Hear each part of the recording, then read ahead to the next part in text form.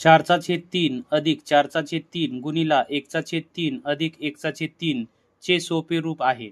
तर विद्यार्थी मित्रांनो, ही अपूर्णांकाची पदावली सोडवण्यासाठी कंचे भागू बेव या पद्धतीचा वापर करूया। त्यानुसार प्रथमतः आपल्याला गुणाकार करावे लागेल, म्हणून बरोबर 4/3 अधिक गुणाकाराच्या नियमानुसार अंशाचा गुणाकार अंशासोबत करूया, म्हणून 4 1 4 आणि छेदाचा गुणाकार छेदासोबत 3 त्रिक 9 अधिक 1/3।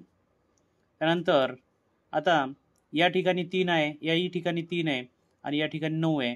मग आपल्याला समछेद करण्यासाठी या आणि या अपूर्णांकाला 3 ने गुणावे लागेल, म्हणून पहिल्या अपूर्णांकाला लिहून घेऊया आणि अंशाला आणि छेदाला समान संख्येने गुणूया, म्हणजेच 3 ने गुणूया।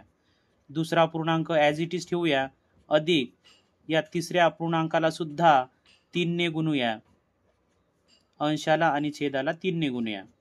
4 त्रिक 12 छेदामध्ये 3 त्रिक 9 अधिक दुसरा पूर्णांक 4/9 अधिक 3 1 3 आणि 3 त्रिक 9।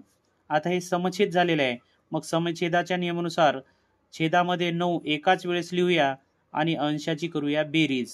12 अधिक 4 अधिक 3 बरोबर 12 आणि 4 16 आणि 3 19 19/9, म्हणजे या पदावलीचं उत्तर आलेलं आहे 19/9।